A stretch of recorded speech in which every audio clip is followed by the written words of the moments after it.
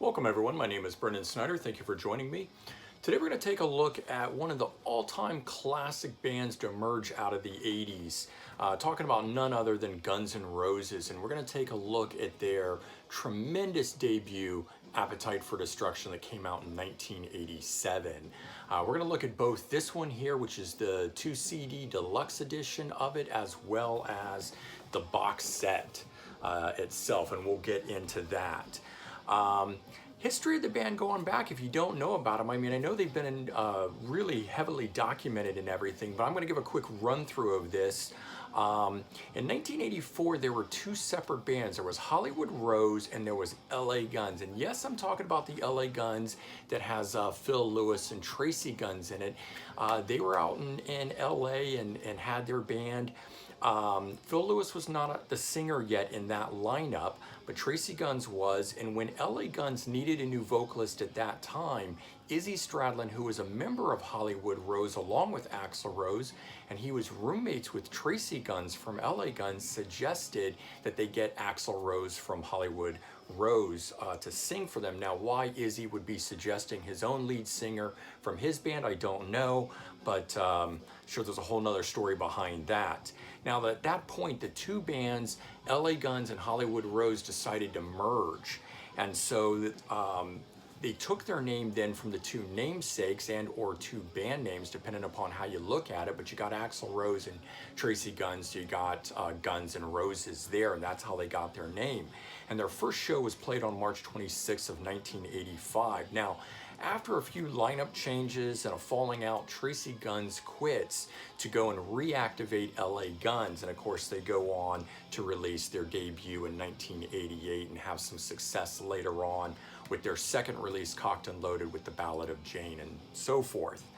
Now, at that time, Axl, Izzy, Duff, and Steven then add Slash on lead guitar and were signed by Geffen Records in 1986. So this is still before Appetite for Destruction, 1987. And to sort of tide things over, they released the Live Like a Suicide EP, which is that cover there that you're seeing. And they released that in December 1986, and it was limited to 10,000 copies, vinyl only. So there were no cassettes and there were no CDs, obviously at that time. And so the other interesting thing is that they're not actually live recordings. They're demos that have live crowd noise dubbed onto it to make it sound like it's live. And so that came out and that sort of whetted everyone's appetite and everything like that. And then in July of 1987, we saw the release of Appetite for Destruction, you know, the classic album that we've all come to know and love. And, you know, the thing was, it wasn't an immediate hit. It lingered on the album charts for a long time, not really doing anything before finally taking off with the second single, Sweet Child O' Mine. And then it just really opened things up. And since that time, it's gone on to sell 30 million copies worldwide. November 1988 then saw the release of Lies. This one here collected the Live Like a Suicide EP we were just talking about and then added 4 acoustic cuts to it. And that one had lead single Patience on it, which went all the way to number 4 on the Billboard Hot 100 and has gone on to sell 6 million copies itself.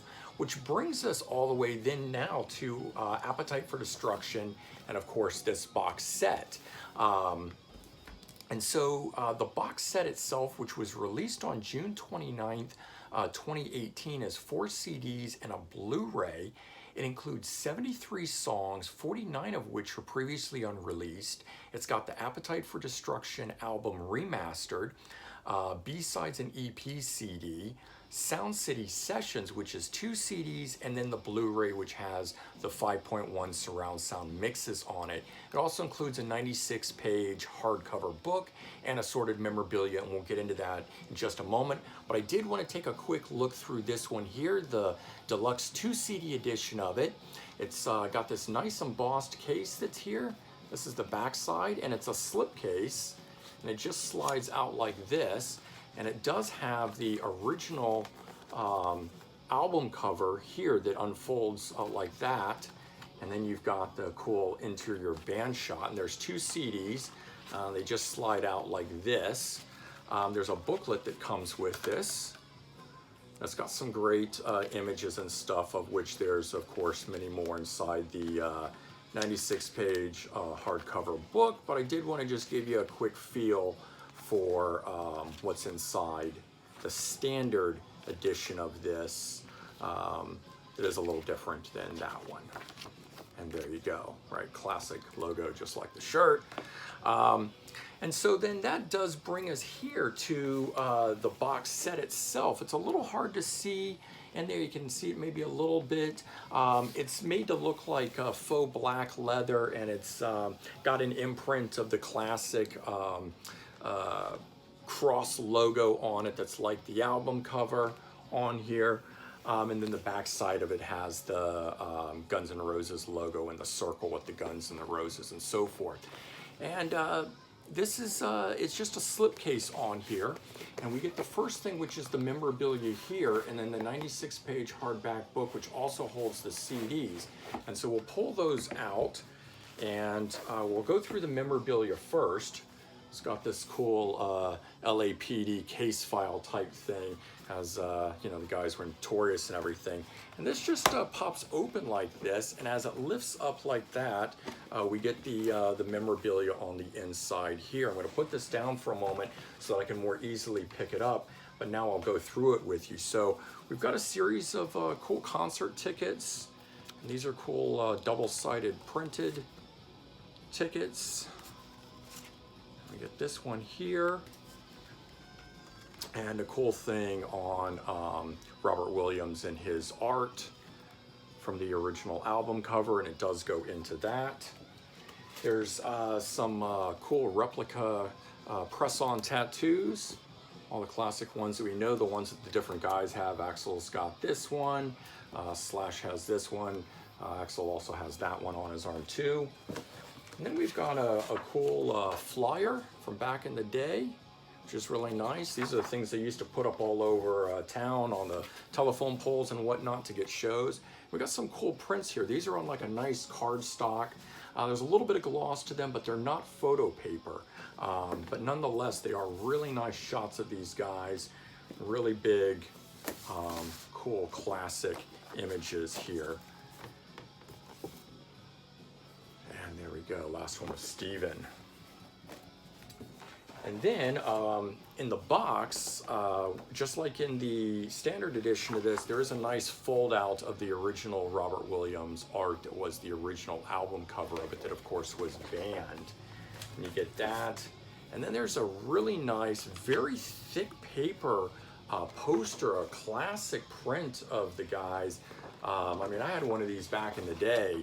I don't know if I can get that all the way in the shot there, but you know, I had one of these, you know, from a magazine pull out back in the day. It's cool that they're actually issuing this as part of the box here, and the material that it is. And then we get to the book itself, and it opens. It's just got the red stuff there, but then we get right into the original cover there.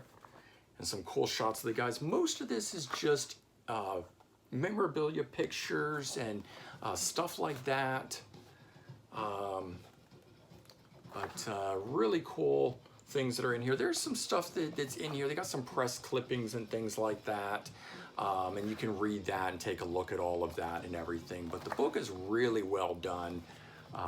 Just in terms of getting you right into that feel of the 1987 era of them.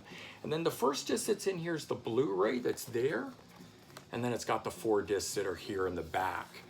And real quickly, just to run through the cuts that are on the 2 CD version of this, it's a selection of the 73 tracks that are from the box.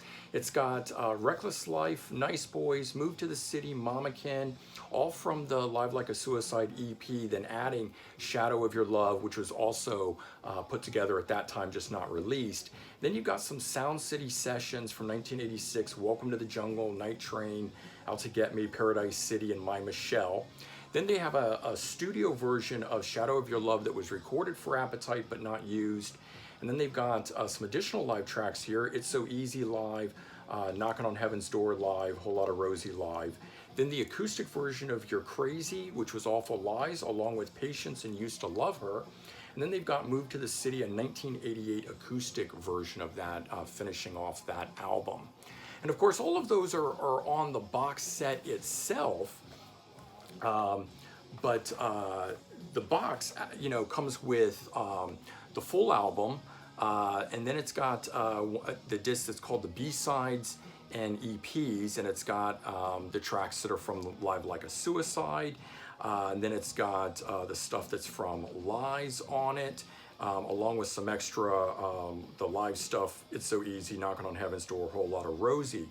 The Sound City Sessions is the thing that's the real treasure trove here. That one's got, let's see, 27 tracks on here that were recorded in 1986. Welcome to the Jungle, Night Train, Out to Get Me, Paradise City, My Michelle, Thinking About You, You're Crazy, Anything Goes, Rocket Queen, Shadow of Your Love, Heartbreak Hotel, Jumpin' Jack Flash.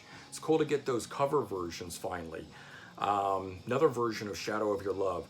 We're on to the second disc of this, so kicking off that disc, Shadow of Your Love, Move to the City, Ain't Going Down No More, which is an instrumental version of that. The Plague, Nice Boys, Back Off Bitch, Reckless Life, Mamakin, New York Time, November Rain. And it's cool, they've got a couple of the tracks that later appear on Use Your Illusion, Back Off Bitch and November Rain. Then Move to the City acoustic, You're Crazy acoustic, November Rain an acoustic version, Jumpin' Jack Flash acoustic, and Move to the City 1988 acoustic version. And those are the tracks that are on the box set. So, this is an absolute classic album, as we all know, and it's great to finally get some context around the album, the sessions, the EP of the live material from before, the acoustic material that came after it, and sandwich it together and look at that, all the way through during that time period from 86 to 88 that was book ending around Appetite for Destruction. All right, I hope you enjoyed this, and if you did, please remember to comment, like, and subscribe. Let me know your thoughts, and I hope everyone has a great day. Take care, everyone. Bye-bye.